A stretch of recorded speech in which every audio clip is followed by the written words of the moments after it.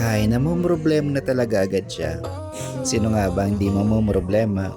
Eh ganitong wala pang gagamitin para sa palaro bukas. Buti na lang ang mga batang ito nandito lang sa kapitbahay kaya mabilis ko natawag. Kaya sabi ko tulungan naman ninyo ako. Tagaguhit man lang dito sa kahoy na pagpapakuan ko. Eto kasi yung gagamitin ko para sa high jump. At buti na lang may mga kahoy na nakita dito sa paligid lang. Wala naman kasing budget para dito. Kaya talagang kanya-kanyang diskarte para mairaos itong aming palaro sa paaralan. Kaya kahit hindi naman talaga ako panday, talagang mapipilitan na humawak ng martilyo at pupukin ng mga pako na ito dito sa kahoy. At swerte ko kasi hindi napupuk ang aking daliri.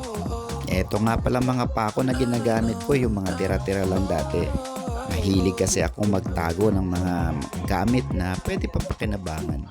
Kaya tulad sa mga pagkakataong ito, eto meron akong madudukot ng mga pako na itinabi ko. Sabi nga nila, kapag may sinuksok, may madudukot. Katulad ng sitwasyon natin ngayon. Dahil wala tayong budget, eto, kung ano yung ating itinabi, yun ang pwede nating gamitin ngayon. Para sa mga nagtatanong kung paano ba nilalaro ang high jump, syempre mag-iisip ka pa ba? Kung sino mas mataas tumalon, di siyang mananalo. At gagamitin natin itong aking mga pinapanday na to para talunan nila. Ang dalawang pose na ito ay ipuposisyon natin sa magkabilang dulo. Tapos gagamit tayo ng isang tuwid na stick para isabit dito sa mga pako nito na may iba't ibang taas. Ang bawat malalaro ay patatalunin isa-isa.